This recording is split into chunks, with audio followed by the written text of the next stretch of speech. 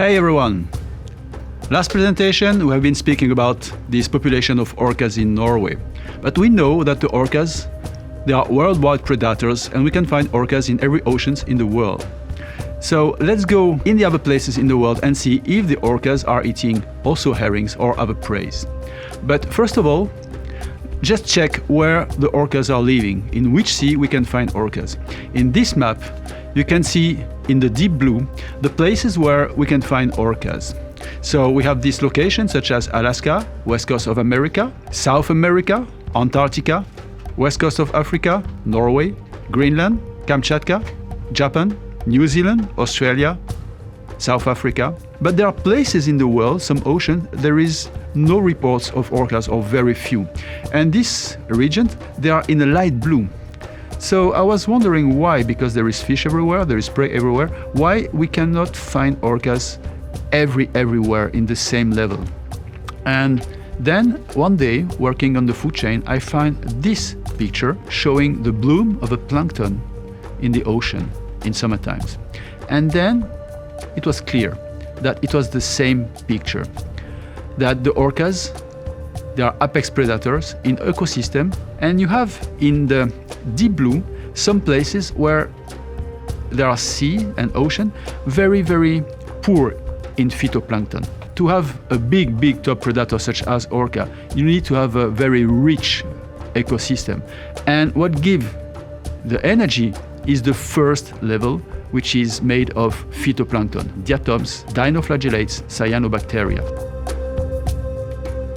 You have a food chain, and you can see that between each level there is a loss of energy. There is a 10% coefficient efficiency. So the more level you have, the less place there is for a big animal such as orcas. The more phytoplankton we have, the more energy there is for the last level. This is the reason why in some places in the world which are known to be poor in plankton, the apex predator is sharks or tuna, but not orcas and not big whales. Predation is something very important to keep the biodiversity on Earth. For instance, let's take an example with this graph with a population of any species of any level of the food chain. Of course, all these species, they will not be in the same number, and because of the conditions, some are more adapted to the environment. Maybe some will be even extremely adapted compared to others. So you will see among the 18 species, you're going to have 1, 2, 3 species blooming and taking all the food. And what happened in this condition is that the other species, they go down, they decrease, and sometimes they collapse. And at the end, the system will end with only one species surviving. So we can imagine a world with only one species of phytoplankton, one species of copepod, one species of grass. But the thing is that this species is adapted with condition in the time. And we know that on Earth, condition has changed because of the environment. It can be the temperature, heat or freezing. It can be the sun. It can be the light. It can be the salinity. It can be the acidity. All of these are the conditions the species are living in. And if there is one species surviving, if these conditions are changing, and this species is not adapted anymore to the new condition, it's going to be the end of life on Earth. This is why we have predation, because in our system of food chain, there is a level above. And in this level above, you're going to have one predator, put pressure on this species, and will push down the population of this species in a level permitting the other species to keep alive. This is why it's important to protect the apex predator such as sharks, tuna or orcas, because they are the key of the biodiversity of our oceans. Actually, the food chain with an apex predator such as the shark in this graph is more a web, and there is interaction between each level. The apex predator is the key of the biodiversity, but the question is, who is regulating the population of the apex predator, such as orca, for instance? Actually, The apex predator, they have a system inside, and this system permits them to auto-regulate their own population in order to keep this system balanced.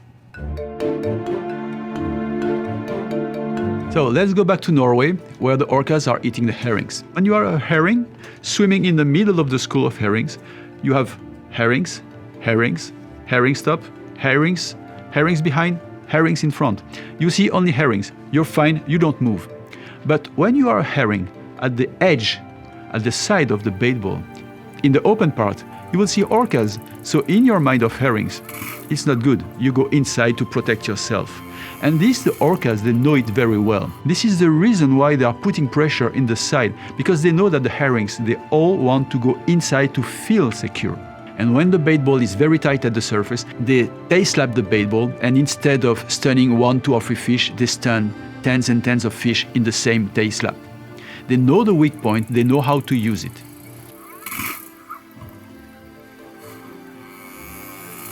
The orcas eat fish, but they also eat top predators such as sharks. The orcas, they know also the weak point of the shark. They know that if they take the shark and they put him upside down, the shark will sleep. They call that tonic immobility, and the shark will suffocate because the shark need a motion, need some speed in order to breathe. Otherwise, if the shark is staying still, he's suffocating.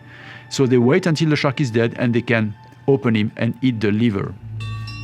Same family than the shark is the stingray in New Zealand. And the system is the same.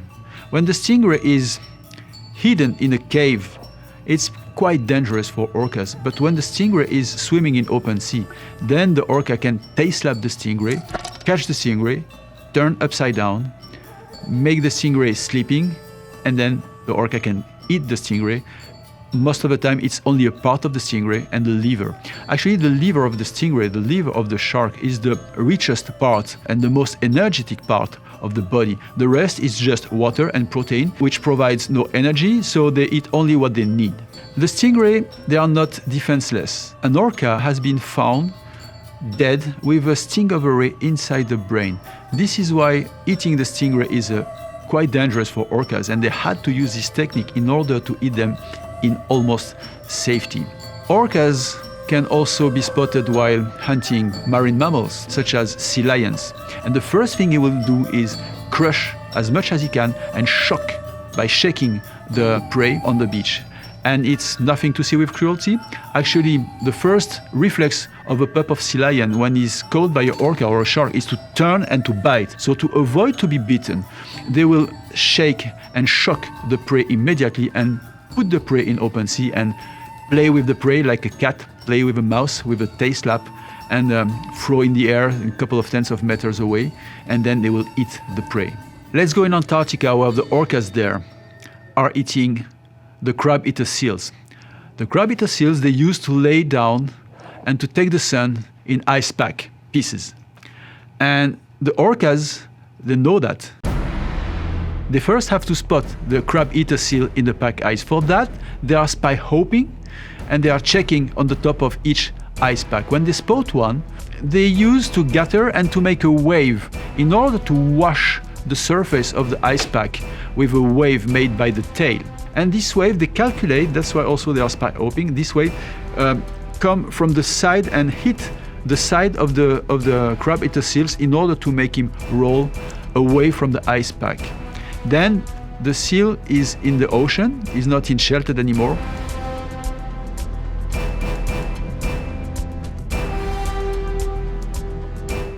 They know the weak point, they know how to do it, and they have invented this amazing technique to wash the surface of the ice pack and to make the seal roll in the water.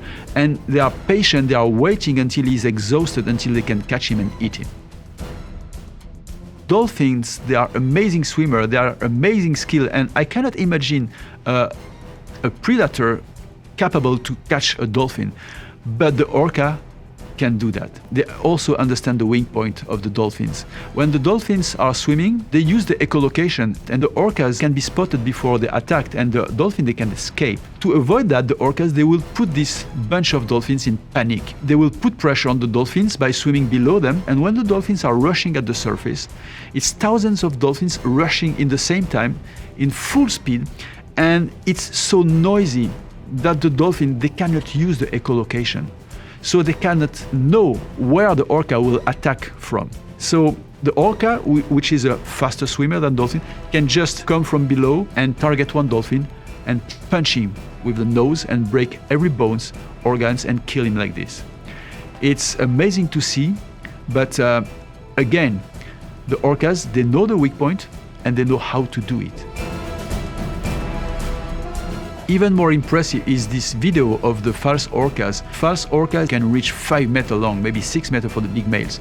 And in this video, we can see a mother orca, a female orca, swimming and punching a mother and a calf of false orcas. They are full speed, and still the killer whale can catch one like this. It's totally amazing to see that. I couldn't believe this footage when I saw that. Alongside the west coast of America is migrating the gray whale from the nursing ground close to the equator up to the feeding ground in Alaska. And the transient orca, they are following this migration and they are chasing the baby, the calf of the gray whale. It's also an amazing hunting situation to see the pod of orcas splitting in two parts. A part of the pod is pushing the mother away from the calf. The second part is droning the calf, and they push the calf below the surface by putting the jaw on the top of the calf and putting all the tons. The matriarch of orcas is maybe 3-4 tons, and to push down the calf in order to make him suffocate and to drown him. The orcas will eat the low jaw and the tongue, and they will leave the rest of the carcass. It's a bit sad, but so is nature. The population is apex predator and is, of course, keeping the biodiversity and using all the animals as a prey. If we remember, each population of orcas in a part of the world, they have a main prey. But if we think in terms of the orcas all around the world, we can see one thing. They have a very wide diet range. They can eat all the Delphinidae. All the dolphins, except the pilot whales, have no report of orcas predation on the pilot whales because they are almost as big as orcas and they are really tough. They can eat all the seals, even the leopard seals in Antarctica is in the menu. They can eat all the large whales, even the blue whales, the biggest animal on Earth ever, is also a prey for the orcas. They eat all tunas, they eat all penguins, they eat all sharks, from the smallest to the biggest, turtles, squids, fish, salmon, mackerel, other kind of fish. They eat all the big animals they can find in the sea. But there is one animal they can catch easily, available in the sea, human being. We are taking bath in the beach. We are snorkeling and scuba diving a little bit everywhere in the sea. There is a lot of situation when the orcas can meet and have a close encounter, and still, so far, there is no report of attack from orcas on the human being. It's kind of amazing because we are so vulnerable when we are in the water. We could be easy prey. Some top predators, such as the white shark or the tiger sharks, sometimes they attack humans, and the orcas don't do that. I was wondering what can be the reason why. In nature, there is many rules, and all the rules, they have exception all the time, except this one. The orcas, they don't attack humans. And they have never done. We have no report about that. It must be a reason for that because it's a really amazing phenomenon. Some people say that it's because they know that humans are intelligent. Okay, maybe. Some people say that they know that people can be dangerous and they want to live in peace with the human being because we can revenge. Yeah, it's true today, but 500 years ago, we were not that dangerous for the orcas. They could easily catch some native people living close to them, and they didn't. In North America, for example, in British Columbia, the orca is kind of god for some native population. They have a lot of respect for the orcas, a lot of stories of orcas, and a great connection. There is a reason why, and I still don't know what can be the reason. Each time I have one reason, I'm not satisfied 100%. Still, what we can keep from this presentation is what all of these hunting strategy have in common and what we can compare from one population to the other population. First, the skills. The unique body performance of orcas when they are chasing. They are great swimmers, they are great divers, they are movable, they have amazing stamina. Second is the intelligence.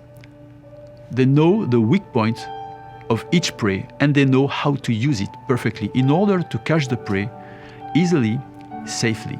And last but not least is the perfect organization between members of the group. In the orca system, the unit is not the individual. One orca is an amazing animal, strong, with stamina, intelligent, everything, but they put everything in common. And they put all the individual work in common.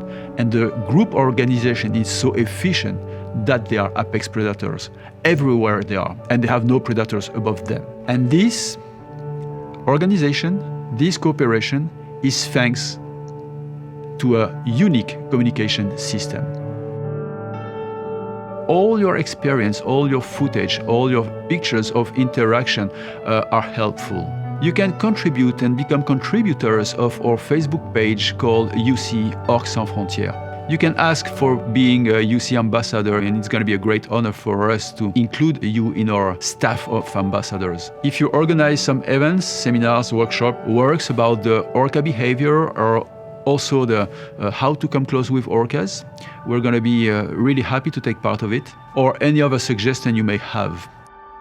Thank you everyone for your attention. This was Orcas Worldwide Predators. See you in the next video. Bye-bye.